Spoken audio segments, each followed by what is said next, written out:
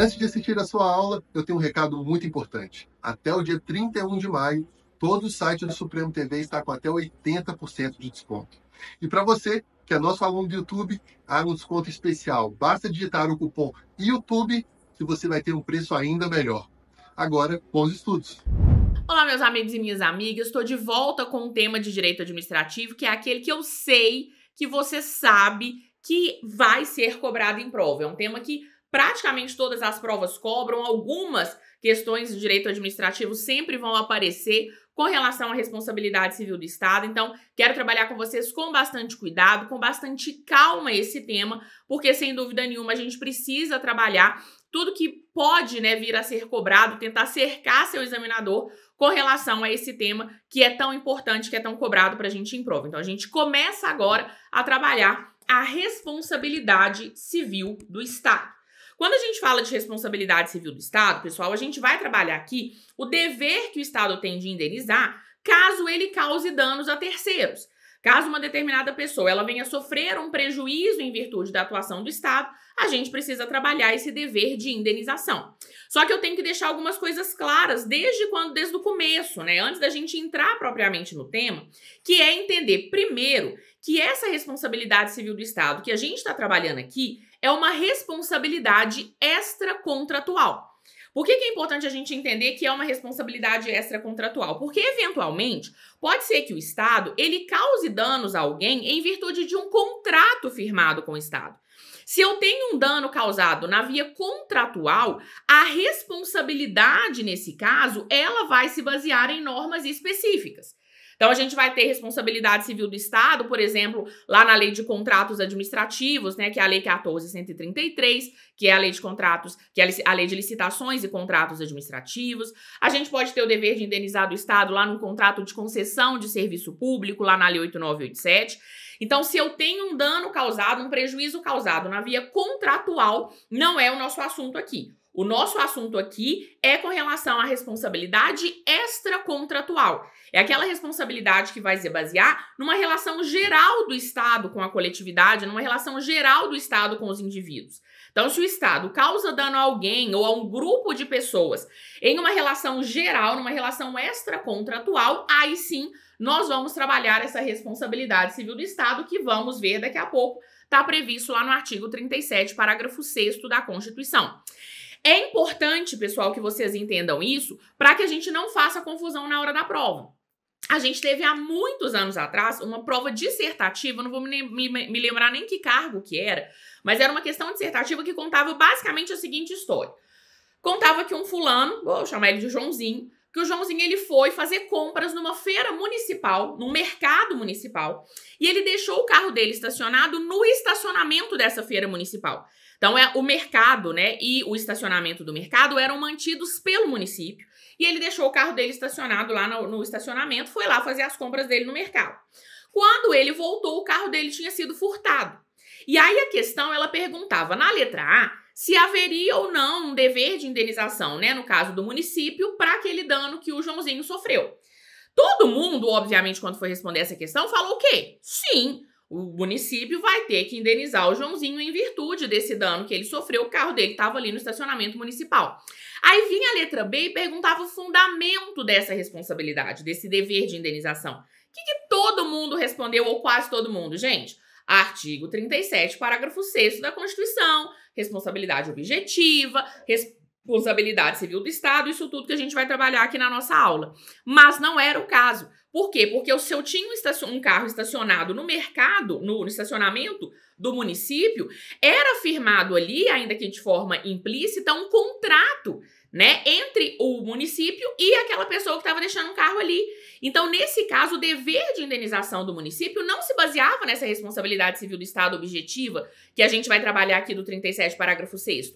Era uma responsabilidade que se baseava numa relação contratual, ou seja, se baseava lá no direito privado, tá certo? Então, eu preciso garantir que a gente entenda que esse dever de indenização que a gente vai trabalhar aqui é uma responsabilidade extracontratual. Esse exemplo, que foi cobrado lá do município, se vocês quiserem dar uma lida depois, ele aparece pra gente lá no informativo 170 do STF. É uma decisão, inclusive, bem antiga, né, do STF, informativo 170, lá de 1999, mas que trazia essa questão da relação contratual.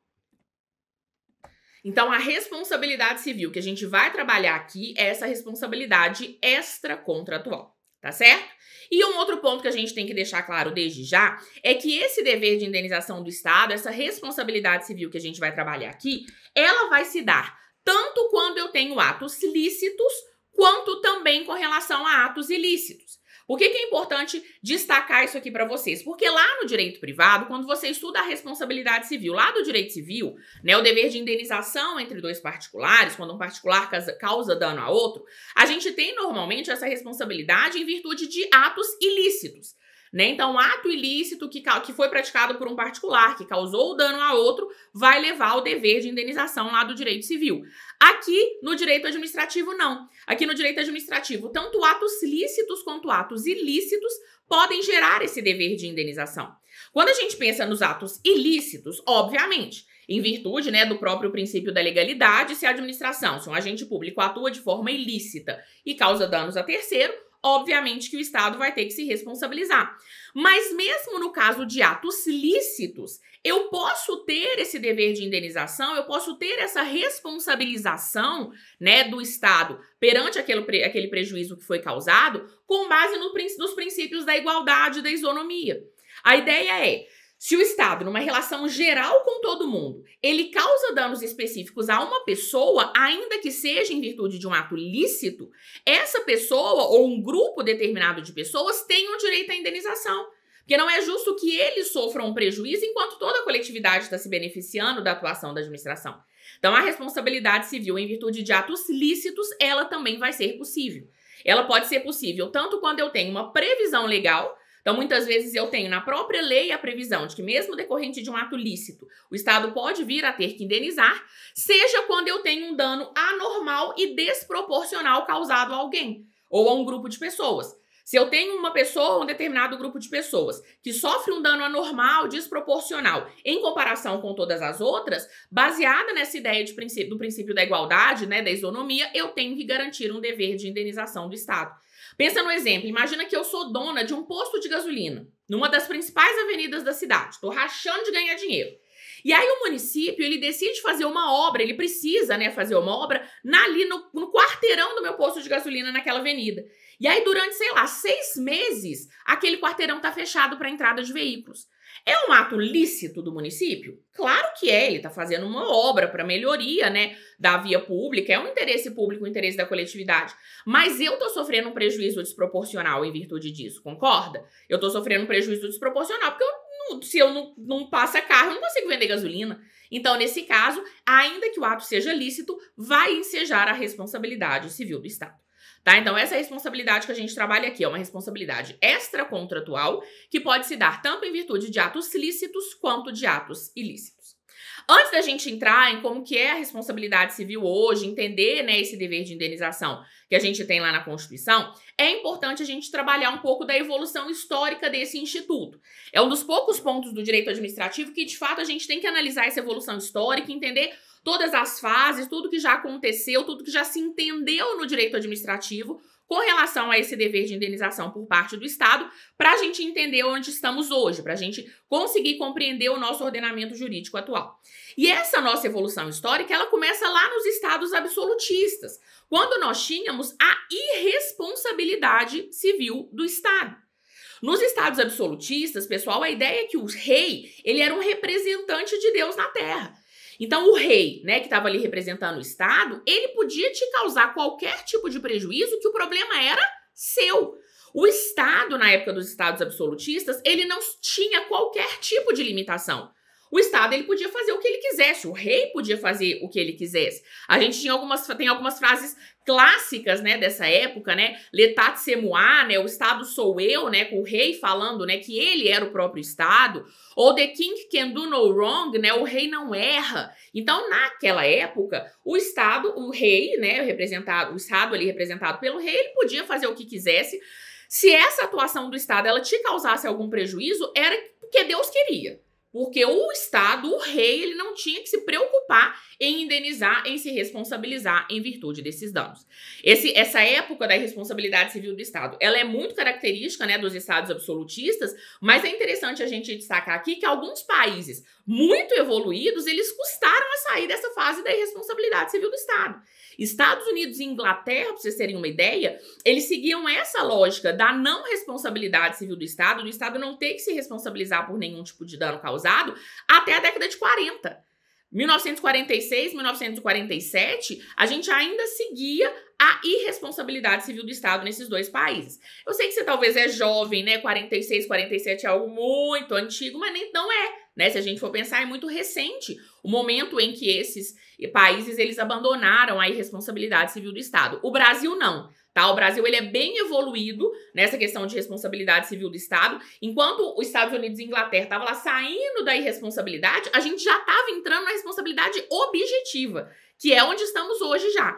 Tá? Então, o Brasil, ele de fato é muito avançado nessa questão da responsabilidade civil do Estado. Inclusive, a gente já teve uma questão de direito administrativo que falava isso, que o Brasil era muito avançado no dever de indenização, né, na responsabilidade civil do Estado. De fato, está certo. O Brasil, ele desde 46, que ele já adota a responsabilidade objetiva da maneira que a gente vai ver hoje, tá? Mas voltando um pouco lá, então. Então, na época dos estados absolutistas, principalmente, nós tínhamos essa ideia de que o Estado não tinha que se responsabilizar. A sociedade, né, ela começou a evoluir, né, a gente entra, né, no final dos estados absolutistas, a gente entra, né, com todas aquelas revoluções, né, principalmente a Revolução Francesa, que foi muito característica e muito importante pra gente no direito administrativo, e aí o povo começou a falar aí, peraí, esse negócio tá errado. Na verdade, o rei, ele não tá representando Deus na Terra, ele tá representando nós, população, ele está representando o povo. Então, na mesma hora, né, no mesmo caminho em que a população ela começa a perceber, né, esses direitos, né, esses ideais liberais que a gente tem, né, quando a gente começa a caminhar nessa questão da responsabilidade civil do Estado, ou, né, no Estado como um todo, a gente entra numa outra fase da responsabilidade que nós podemos chamar de responsabilidade civilista ou responsabilidade com culpa.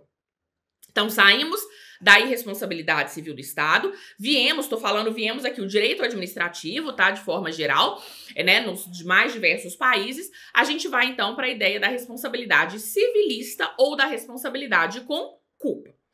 Qual que aconteceu nessa época? O pessoal começou a falar o seguinte, olha, beleza, vamos entender que o Estado, ele atua de duas maneiras diferentes. O Estado, ele edita em determinadas situações atos que nós vamos chamar de atos de gestão, e em outras situações ele atua através dos chamados atos de império. Então a gente começa a ter essa diferenciação dos chamados atos de gestão e dos atos de império, que é inclusive uma classificação que alguns autores de direito administrativo usam até hoje quando tratam, né, de classificação de atos administrativos.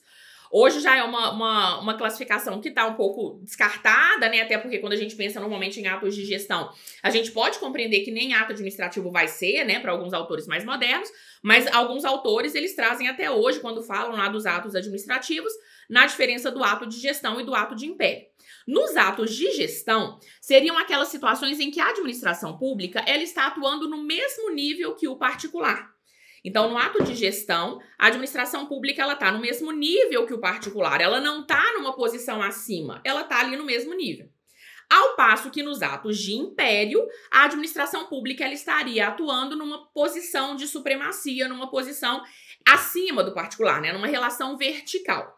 Então, atos de gestão, a administração está no mesmo nível que o particular. Atos de império, a administração está lá naquela posição de poder dela, ainda atuando então com prerrogativas e com poderes e com supremacia. Nessa época, o que acontece com relação à responsabilidade civil do Estado? Começa a se entender que nos atos de império, o Estado vai continuar sem se responsabilizar.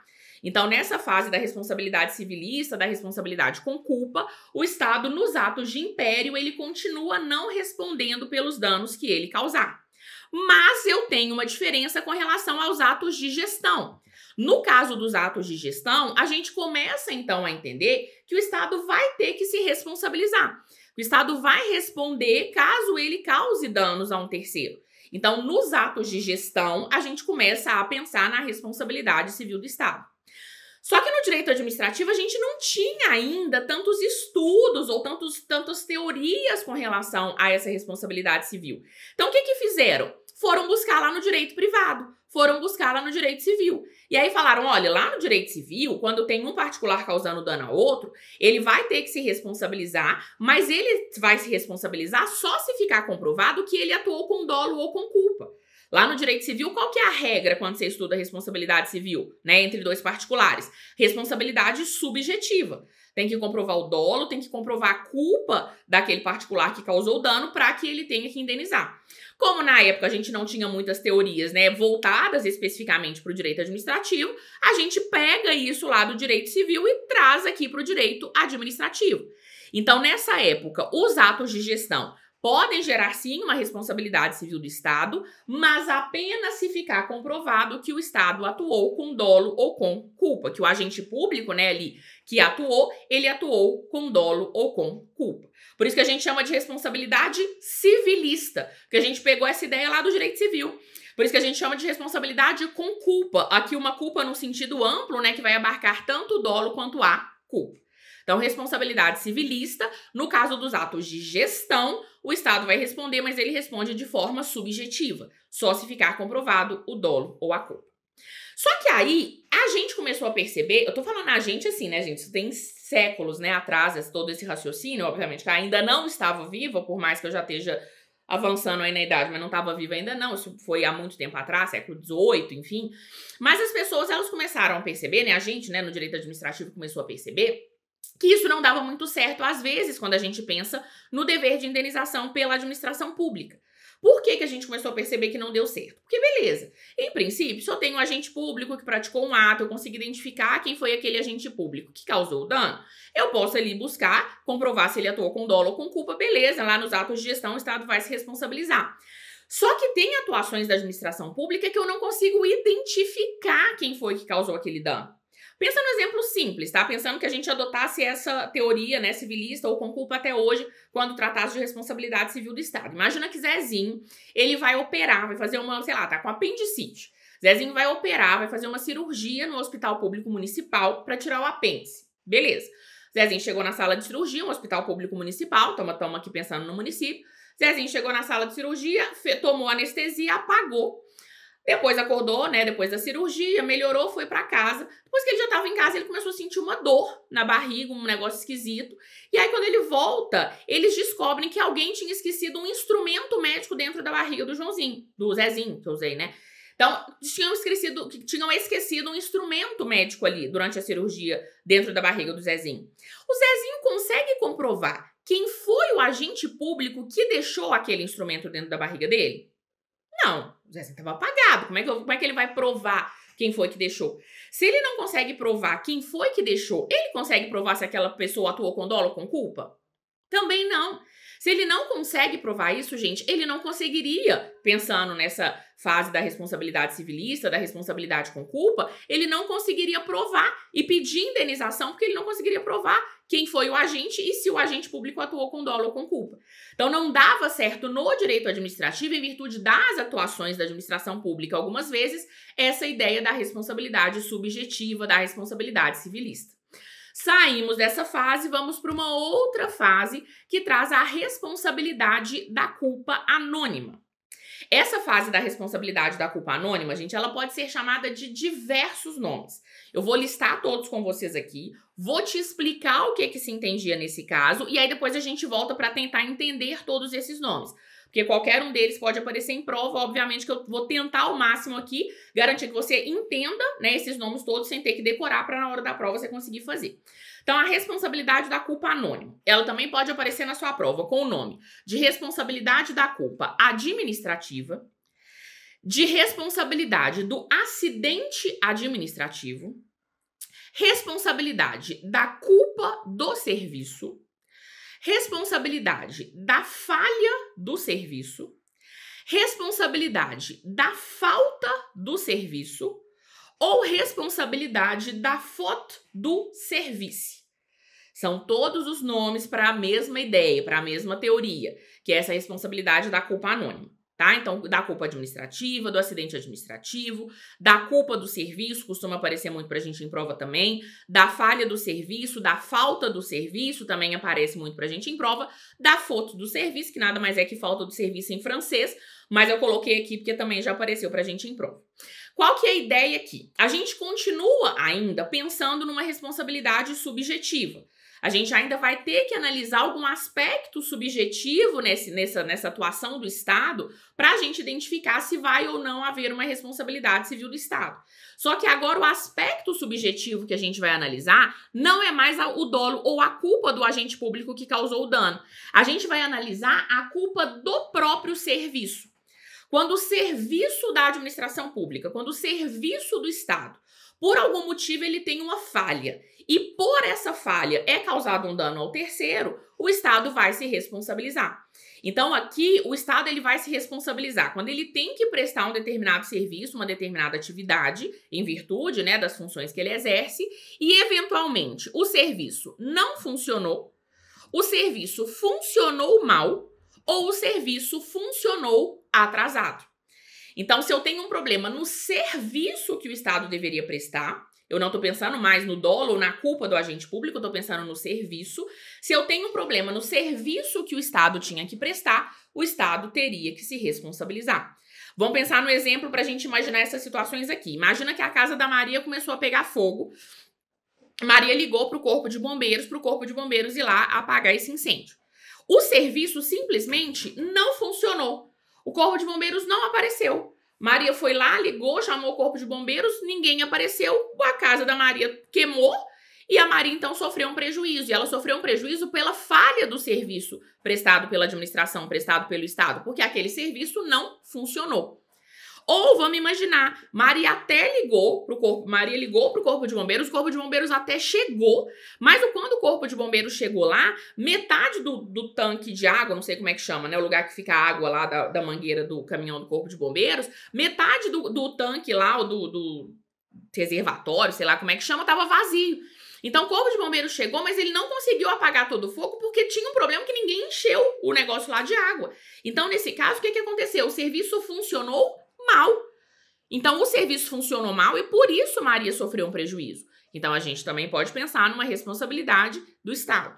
Ou vamos imaginar, a Maria ligou para o corpo de bombeiros, o corpo de bombeiros até chegou, mas ele chegou atrasado. Quando ele chegou, já tinha queimado praticamente a casa toda da Maria.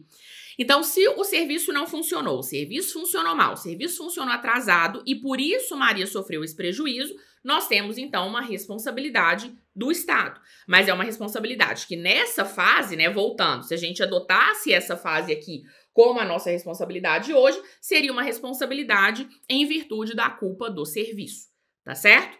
Vão entender os nomes todos aqui, de todos esses nomes que podem aparecer para você em prova. Primeiro, responsabilidade da culpa anônima. Por que a gente pode chamar de responsabilidade da culpa anônima? Porque pouco importa quem foi o agente público que fez o serviço ter problema, que causou a falha do serviço. Eu estou preocupada com o serviço e não com o agente público. Então, responsabilidade da culpa anônima. Responsabilidade da culpa administrativa. Eu não estou preocupada mais com a culpa, né, no sentido amplo, com dolo, culpa do agente público. Eu estou preocupada com a culpa da própria administração, que não prestou aquele serviço da maneira com que tinha que prestar. Responsabilidade do acidente administrativo. A gente teve um acidente, uma falha na prestação da função administrativa e isso causou um dano. Então, responsabilidade civil do Estado. Responsabilidade da culpa do serviço, claro, porque, né, o problema aqui, como a gente viu, é do serviço. Responsabilidade da falha do serviço. Como a gente viu, né, o serviço que tinha que ser prestado, ele tem uma falha e por isso o terceiro sofre um dano. Ou responsabilidade da falta do serviço. Né? A gente teve uma falha, a gente teve um defeito ali na prestação do serviço, então a falta do serviço gerou algum tipo de dano. Ou faute do service, né? Que é a falta do serviço em francês, mas que já foi cobrado também pra gente em prova. Então isso tudo aqui é a mesma coisa, tá? É essa responsabilidade, que é uma responsabilidade também subjetiva, mas que eu me preocupo não com a conduta do agente público, mas sim com a conduta da própria administração, com o serviço prestado pela administração. Alguns autores, eles vão dizer que a gente adota essa teoria da falta do serviço até hoje quando a gente fala da omissão.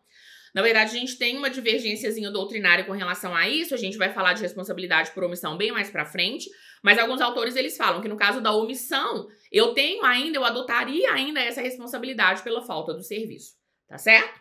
Mas enfim, saímos também dessa fase, a gente foi melhorando, foi evoluindo, né, no direito administrativo, e aí chegamos onde estamos hoje, que é na responsabilidade civil objetiva. Na responsabilidade civil objetiva, nós paramos de nos preocupar com qualquer tipo de dolo ou culpa.